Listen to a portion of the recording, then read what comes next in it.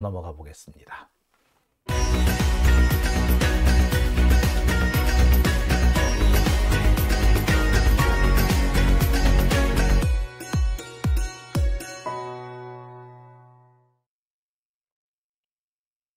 네, 오밤중의 뉴스 함께하고 계십니다. 지금 시각이 12시 반을 조금 지났네요. 아유, 오늘 빨리 하려고 그랬는데 잘 안 됐네요. 자, 제가 준비한 마지막 주제는 이낙연 신당입니다.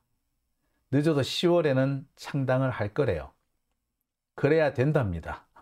타이밍상 그때 안 하면 안 된대요. 자, 하나씩 설명을 해드릴게요. 솔직히 되게 기분 나쁘죠? 예측은 하고 있었는데 막상 이렇게 현실로 마주하고 보니까 상당히 기분 나쁘죠. 자, 근데 여전히 많은 분들이 그런 말씀하십니다. 이낙연 신당 진짜로 하는 거 맞아? 예측은 됐는데 글쎄 그것도 썰로 그치는 거 아닌가? 예, 이런 의심을 하시는 분들 많아요. 저도 사실 얼마 전까지 이낙연 신당 썰로 그치지 않을까, 이 썰에서 끝나지 않을까라는 생각을 사실 많이 해왔습니다. 그랬는데 그러지 않는 것 같습니다. 이게 썰로 끝나는 건 아닌 것 같아요. 자, 여의도에 참 요새 괴담 아닌 괴담이 지금 돌고 있습니다. 이게 괴담 아닌 괴담이라고 하는 이유가 뭐냐? 괴담이라고 그러면은 사실 근거가 없는 정말 무서운 얘기잖아요. 근데 이거는 꽤 그럴싸한 근거를 뒷받침하고 있기 때문에 단순히 괴담이다라고 그냥 넘어가기는 좀 그런 면이 있어요. 이게 뭐냐? 진짜 여의도에 돌아다니는 길냥이까지 다 알고 있는 얘기라는데 늦어도 10월이면 이낙연 신당이 창당될 것이다. 진짜 비명계 중심으로 당이 만들어질 거다. 어떤 분은 그렇게 얘기하세요. 이낙연 신당이라고 꼭 집어서 말할 수는 없으나 비명계 중심의 신당이 나올 거다. 왜? 진짜로? 자, 그런 얘기를 합니다. 아니 이재명이 비명계한테 공천 주겠어? 안 줄 거 아니야. 그러네. 그러니까 탈당해서 신당 만들겠다는 거겠구나. 원래 항상 선거철이 되면은 신당이 만들어지죠. 우리도 많이 봐왔습니다. 문재인 대표 시절에도 당시 박지원, 주승용 뭐 이런 사람들이 갑자기 탈당해서 민주평화당이라는 걸 만들었었어요. 물론 망했죠. 나중에 이게 안철수랑 합당을 해가지고 그때 한참 제3당 바람이 불었습니다. 근데 그 당시 어떻게 됐나요? 안철수 신당이 호남에서는 전멸을 했습니다. 거의. 뭐 광주 지역에서는 표를 꽤 많이 얻었는데 그래도 사실 전멸해버렸죠. 그러면서 결국에 어떻게 됐다? 그러면서 거의 뭐 주저앉은 거나 다름없이 뭐 그렇게 됐죠. 자, 여하튼 이재명이 공천 줄 것 같지가 않으니까 우리는 나가서 땅 새로 하나 만들래. 호남에서는 나 그래도 제법 지지율 높아 뭐 이런 식으로 그게 탈당하겠다는 자들이 있다는 거예요. 자, 누군 또 그런 얘기도 합니다. 그러면 이게 비명계 신당이지 이낙연 신당은 아니잖아? 왜 이낙연 신당이라고 그래? 참, 그럽니다. 아니 이낙연 말고 그럼 누가 그걸 하겠니? 비명계 신당. 누가 할 것 같아? 그렇죠. 그리고 이낙연이 안 나가면은 이낙연이 나가서 당 만든다. 그러니까 뭐요? 그래야지 모이지. 이낙연이 안 하는데 누가 할 것 같아? 안 하지. 그건 안 하지. 그건 제일 정확한 거죠. 이낙연이 나가서 내가 당 만든다 나가자 하면 우르르 따라 나갈 놈들이 좀 있겠지. 그런데 이낙연이 안 한다? 뭐 아무도 없지. 당연한 거죠. 그래서 이낙연 신당.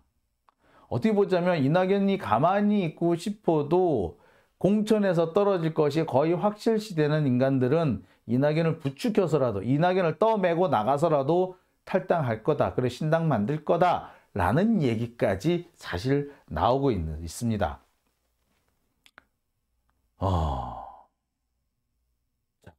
그러면 어디까지나 썰이니까 근거가 없는 건가요? 네, 그런 건 또 아닙니다. 자, 보시죠. 우리 잠시 시간을 한 달 전으로 돌려가 보죠. 한 달 전에 이재명 대표에 대한 체포동의안이 부결될 때로 한번 돌아가 봅시다. 우리가 예측하지 못할 정도로 가결 쪽에 표를 던진 놈들이 많았지. 지금 우리가 계산해 보기로는 가결표를 던진 게 한 17표 정도 되고 무효나 기권한 놈들이 한 20표 정도에서 37표, 최대 37표까지가 반란을 일으켰다라고 우리가 기억을 하죠. 그때 그런 얘기가 있었습니다. 표결을 하기 전에 이 비명계 의원이라는 자들이 돌아다니면서 가결표, 무효표를 긁어 모으러 다녔다. 실제로 그러고 다녔다라는 김남국 의원의 폭로가 있었습니다. 일부 비명계 의원들이 표결 전에 조직적으로 전화를 돌리면서 가결, 부결, 무효 등 이런 표를 모으고 다녔다. 확인이 됐다라고 얘기를 했습니다. 이걸 누가 했겠어? 이것도요. 사실 이낙연이라는 이름을 앞에 내걸지 않았으면 이런 게 통하지 않았을 가능성이 더 높습니다. 자, 여기서부터 이낙연이 나오네. 자, 그리고 이 무렵에 나왔던 얘기가 비대위 얘기예요. 비대위를 어떻게 만든다? 전직 국무총리 3명이 비대위를 만든다. 이낙연, 김부겸, 정세균 이 세 사람이 비대위를 꾸리고 이걸로써 이재명을 몰아내고 총선을 치른다. 이런 거였어요. 이 얘기는요. 당시에 진짜 크게 퍼진 얘기였어요. 모르는 사람이 바보라고 할 정도였어. 자, 그런데 여기에 기름을 부은 또 한 가지 일이 있었죠. 바로 검찰이 영장을 청구할 무렵, 그러니까 2월 16일인데 2월 16일 무렵에 이낙연이 국내에 들어왔었다라는 주장이 나오기 시작한 거죠. 자, 이 부분에 대해서는 증거도 일부 나왔습니다. 자, 누가 보더라도 국내에 들어온 거예요. 국내에 들어와서 이 사람이 뭘 했을까? 딱 타이밍상 보면은 이재명 난리자라는 그 작당을 한 거 아니었을까? 그러니까 그때 맞춰서 뭐 전직 국무총리 3명으로 뭐 비대위를 꾸린다 그런 얘기까지 나온 거 아니에요? 자, 그런데 그런 상황을 뒷받침하는 정황은 또 있습니다. 바로 이런 정황이에요. 자, 이재명을 몰아내고 비대위를 구성하고 그러려면은 조기에 귀국을 해야 되는데 그래서 당을 장악하고 동천을 곡식하고 뭐 이런 식으로 해서 당을 뭐 한다 이런 시나리오가 있대요. 근데 이거를 성공을 하려면은 4월 달이 넘어가면은 곤란하답니다. 왜? 어떤 분이 그런 말씀을 하시더라고요. 이게 비대위가 만들어질 때하고 그다음에 전당대회를 다시 하는 게 대표가 없어지게 되면은 전당대회를 다시 할 수도 있고 비대위로 넘어갈 수도 있고 그렇잖아요. 그런데 이 비대위가 비대위로 넘어갈 수도 있고 전당대회를 할 수도 있는데 당선된 지 8개월이 지나서 그러니까 벌써 당 대표 임기가 2년인데 8개월이면 한 3분의 1 정도는 지났잖아요. 3분의 1 정도가 지나가 버리면 그때는 비대위를 구성하는 게 아니고 전당대회를 다시 하게끔 돼 있다는 거예요. 그러니까 이걸 계산해 보면은 4월 말이 넘어가게 되면 사실상 비대위 구성이 되는 게 아니라 전당대회를 할 거기 때문에 그렇게 되면은 이낙연이 당을 장악하기 어려울 거다라고 본답니다. 비대위로 넘어가야지 당을 장악을 할 건데, 그렇잖아요. 비대위는 뭐 자기들끼리 꾹짝꾹짝 해가지고 만들면 그만이잖아. 국회의원들끼리 막 해가지고 만들면 그만이잖아. 근데 전당대회는 당원들의 의사를 물어봐야 돼요. 그럼 당원들의 의사를 물으면 어떻게 돼? 지금 이낙연 되겠어? 안 돼요. 당연히 안 되지. 지금 다들 얼마나 이를 갈고 있는데. 자, 그런데 문제는 5월에 귀국을 하면 지금 상황에서 일단 이재명 몰아내는 게 실패했잖아. 그리고 이미 지금 4월은 눈앞이에요. 지금 벌써 3월 말이잖아. 3월 하순으로 들어섰잖아요. 이렇게 되면은 사실상 예, 이제 뭐 이낙연의 역할이 크지 않아요. 그런데 5월이면 귀국을 해야 돼. 그럼 귀국해서 뭐 할 건데? 그래서 나오는 얘기가 이런 얘기입니다. 또 비대위? 뭐 이러면서 예. 이낙연 신당, 이낙연 신당, 이낙연 신당. 심지어 3월이 지나면 여야 분화가 드러난다. 이런 기사까지 지금 마구 나오고 있습니다. 이 중에 상당수는요, 경향신문 기사예요. 지금 상황을 보니까 경향신문에서 꽤 적극적으로 이낙연 신당을 띄우고 있습니다. 자, 저는 자세히 몰랐는데요. 오늘 여기저기 뒤져보고 깜짝 놀랐습니다. 이낙연 신당이라는 것이 꽤 정치권 및 언론계 또는 이렇게 그 여기저기에 많이 퍼져 있었고 그것이 드러나는 시점이 4월이면 드러날 거다. 그 4월을 넘기면은 사실상 어려워질 거다. 자, 그러면서 나오는 얘기가 4월에 띄우기 시작해서 10월에 만들어져야지, 10월에 만들어져야지 그때를 넘어가면은 이낙연 신당이 어렵다. 왜? 그 다음부터 총선 준비해야 되니까. 그런 얘기도 이미 하다하게 퍼지는 거예요. 보세요. 벌써 이렇게 이낙연 신당을 거론한 기사가 꽤 돼요. 보시다시피. 그러니까 우리가 이 부분에 대해서 아직까지 크게 관심을 안 가졌고, 과연 이낙연 지들이 뭐 한다고 그래? 여기 생각한 것도 있고, 또 지금 검찰의 공세가 너무 크니까 그걸 방어하는데 우리가 신경을 다 쓰고 있어서 이낙연이 이렇게까지 작당지를 치고 있는지는 우리가 몰랐는데 실제로 이미 상당수는 진화가 벌어졌어요. 그리고 4월이면은, 정계 개편이 시작될 것이고 그 정계 개편은 늦어도 10월이면 마무리된다. 이게 대부분의 보도예요. 여기서 정계 개편이라는 것은 신당을 말하는 거고요. 신당은 두 가지가 있던데 하나가 이낙연 신당이고 하나가 이준석 신당입니다. 근데 이준석 신당은 안 될 가능성이 현재로서는 제일 커 보이는데 이낙연 신당은 가능성이 높아 보인다는 거예요. 이준석 신당이 왜 안 된다는 줄 아세요?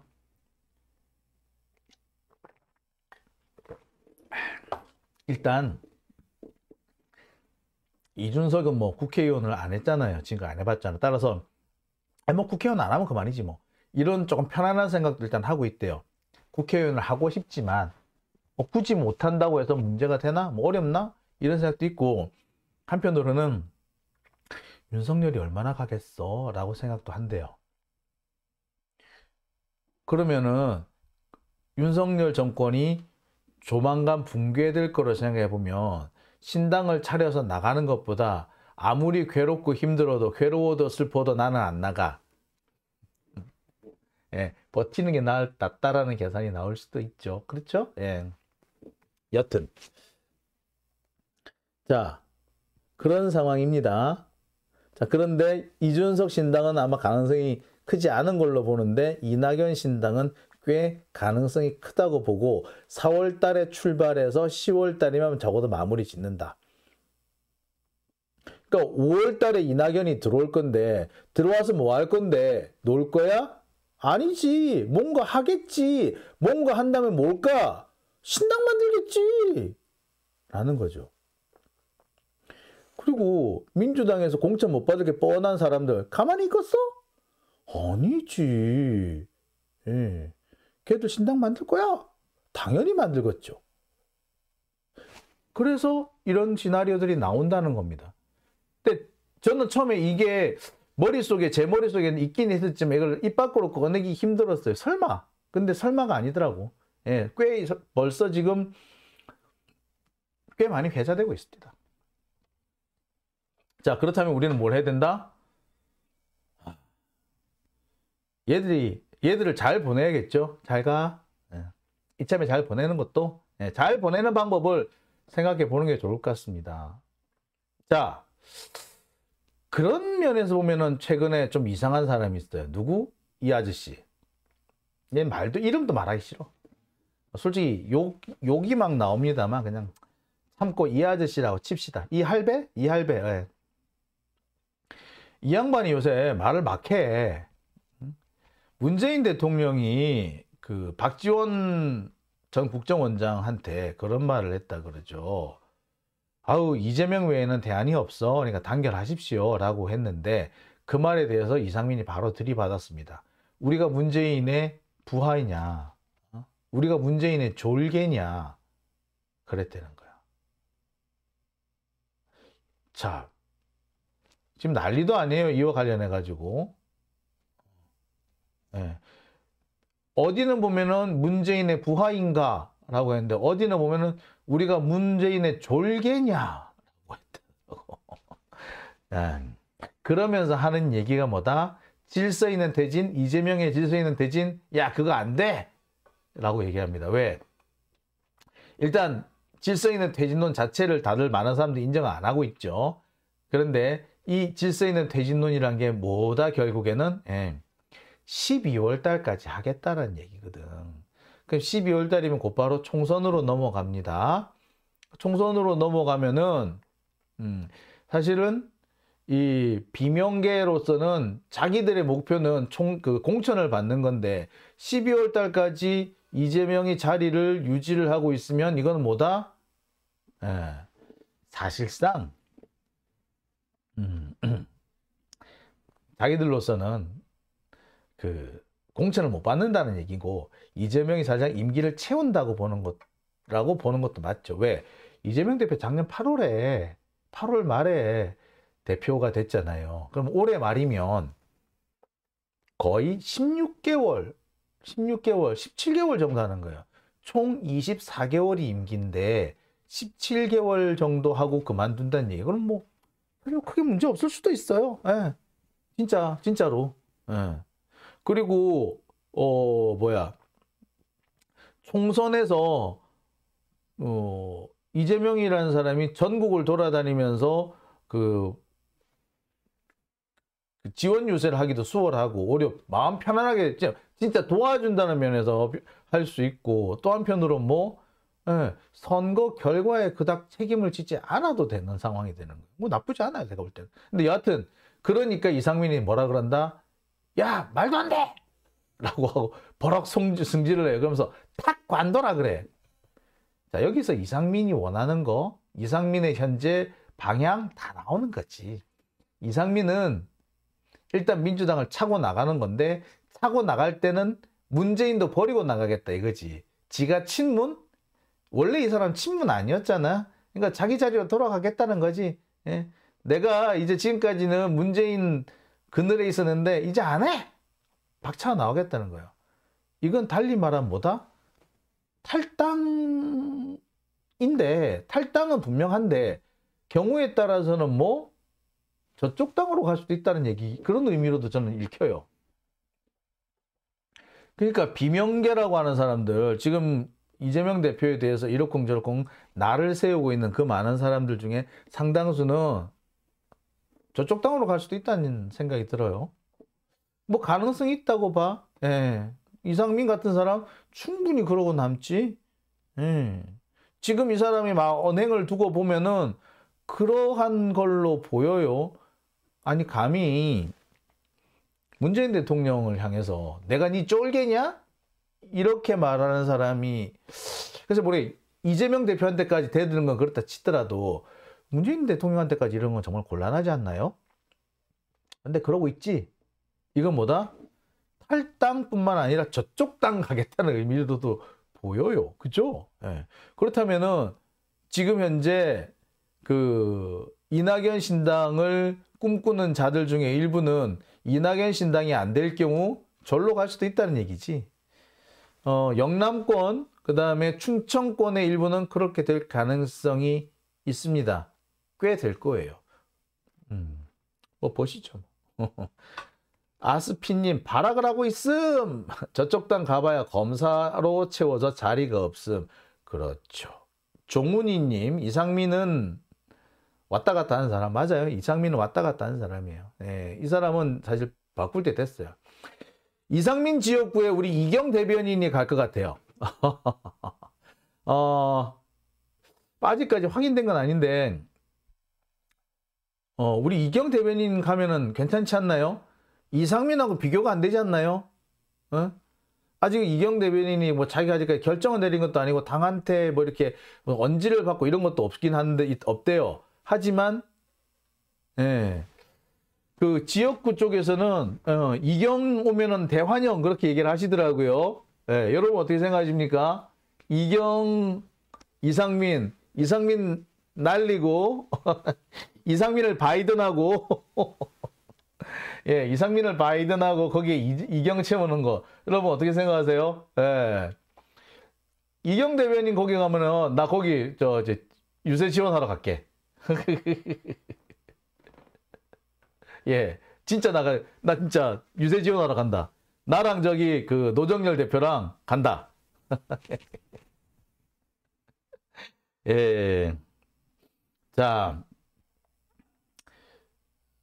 예, 소정님 비교가 안 되죠? 이라고 하셨죠. 비교라뇨? 이라고 무슨 절대 환영이래. 다 좋다고 하시네. 괜찮다고. 예, 네, 제가 공약합니다. 이경 대변인이 거기 간다면, 그래서 만약에 거기서 그 경선을 하게 된다면, 나 지원 유세 간다. 아니, 그리고 거기 출마하면 지원하러 간다. 유세 지원하러 간다. 나 가서 거기 탈을 쓰고, 예, 그 자원봉사단이 있더라도 내가 간다. 랑맨TV님, 이경 대변인 나오시면 나도 간다. 라고. 아이고, 갈 사람 많네. 예, 랑맨 가고, 장용진 가고, 노정열 가고, 가서 한번 확 디비 봅시다. 자, 장용진도 출마하세요? 아이, 하지 말라니까 그런 얘기야.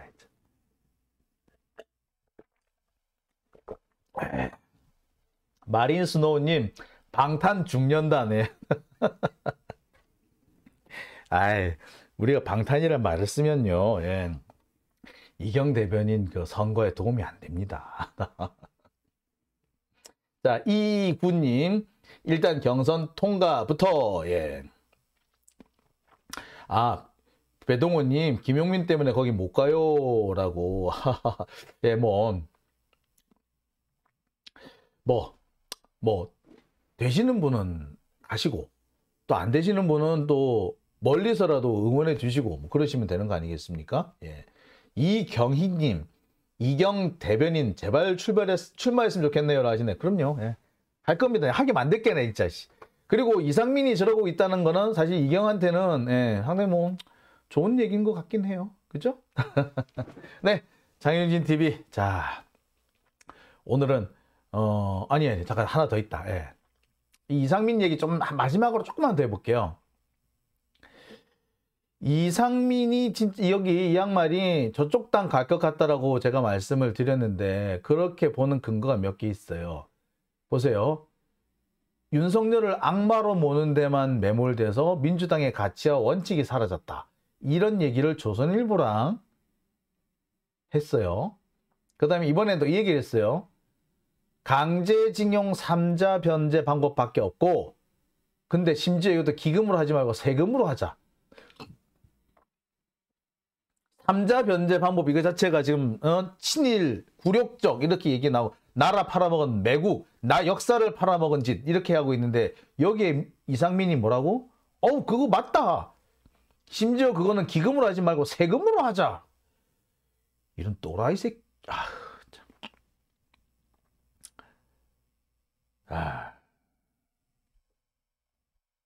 참. 이게 말이 됩니까? 그죠? 말이 안 되는 거 아니에요? 이런 말을 한다는 것 자체가 얘가 이미 벌써 가겠다고 시그널을 보내는 거죠. 어떻게 이런 개소리를 하나요? 네? 제가 말씀을 드렸듯이 이 강제징용 배상금의 제3자 변제는요. 이거를 정부가 강제를 하든지 이 방법을 추진을 하는 거는요. 배임이거나 제3자 뇌물이거나 그게 아니면 강요죄에 다 걸립니다. 세금으로 해도 걸려요. 세금으로 하면 배임이야. 확실한 배임이야. 왜? 우리 국민들의 세금을 걷어가지고 일본한테 좋은 일을 해줘? 일본이 낼 돈을 우리가 대신 내? 우리 세금으로 내? 이건 볼 거 없이 배임이야. 이재명도 배임으로 거는 판에 이게 배임이 안 되겠어요? 이게 정말 나라를 팔아는 건데 세금으로 일본한테 갖다 바치는데 근데 이런 얘기를 뻔뻔스럽게 하고 있습니다. 이건 뭘 말한다? 얘는 이미 넘어갔다. 그러니까 얘는 민주당에서 공천을 못 받을 거라는 걸 거의 알고 있어. 어떻게 보면은 얘가 이경한테 쳐발릴 걸 예측을 하고 미리 도망갈 구멍을 찾고 있는지도 모르겠어요. 뭐 그럴 거야 아마. 그런 수단, 그런 방법이라고 생각이 들거든요. 예. 하여튼 두고 봅시다. 쿨피님, 저게 대한민국 국회의원이 할 소리냐고요. 배동우님, 이상님 받아줄 곳은 국진밖에 없어요. 이부님, 저런 게 국회의장 하겠다고. 아유. 자몽조아님, 코로나로 힘든 분들이 어떻게 낸 세금인데. 그럼요. 참. 그걸 일본 놈들이 내야 될 때는 우리 대신 낸다고? 와, 진짜, 씨.